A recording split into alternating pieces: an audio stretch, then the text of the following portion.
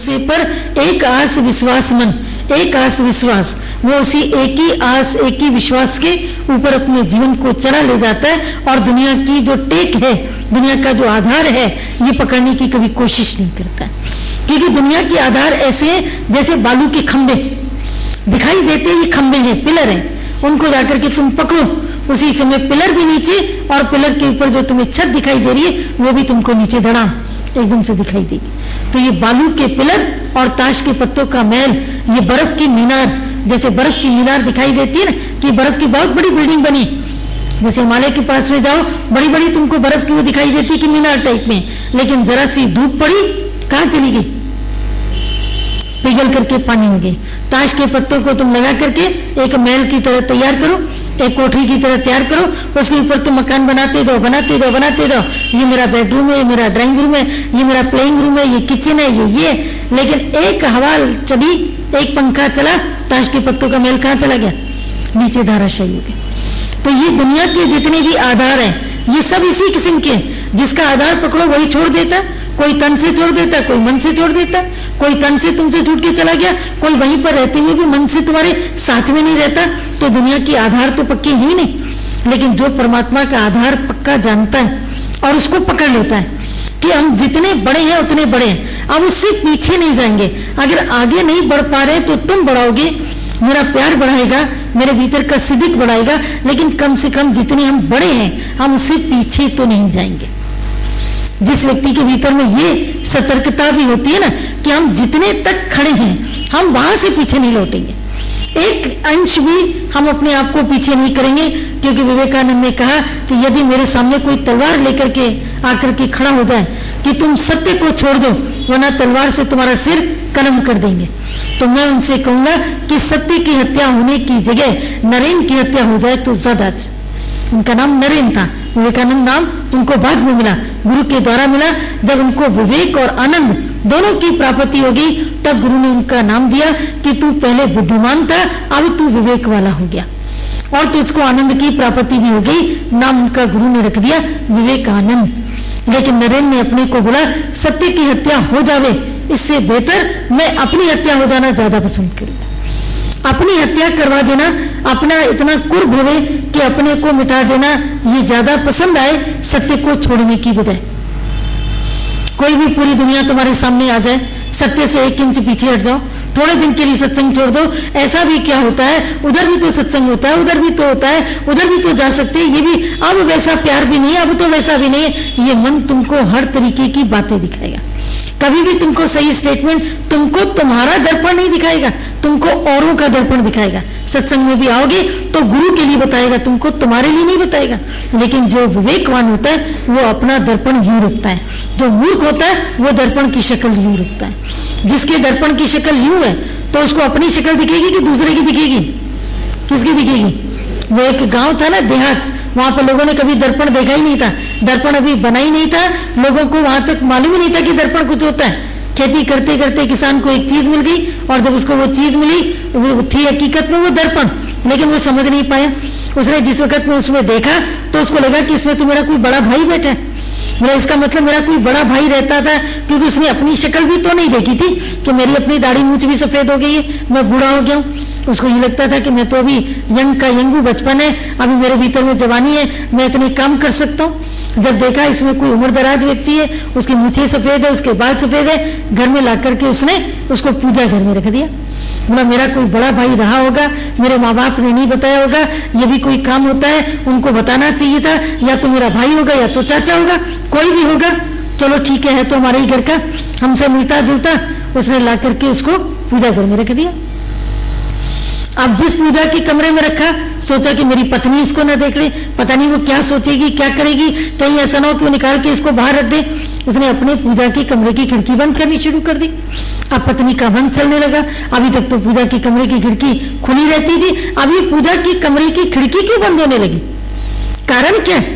बोला ए जी आप क्या करते हो पूरे टाइम अंदर। बोला कुछ नहीं। बोला खिड़की क्यों बंद रहती। बोला ऐसे ही। बोला ऐसे ही कैसे हो सकता।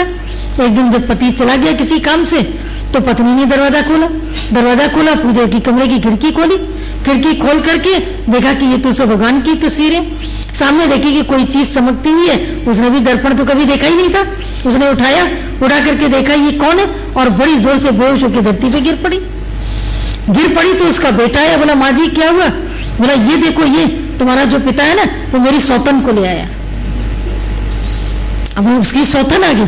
अब बेटे को भी समझ में ना आए कि बात क्या है, उसने भी उठा करके वो चीज देखी, बोला माँ माँ गलत नहीं कह रही हो तुम, सौतन को नहीं एक भाई और लेके आया। क्योंकि उसने अपनी शक्ल देखी, उसको लगा कोई ये भी लड़का है, बोला एक भाई भी लेकर के आया, आपको इसका पता नहीं। अब करते करते समस्या घर में बढ़ती गई, जो आए देखे बढ़ता ही रहे।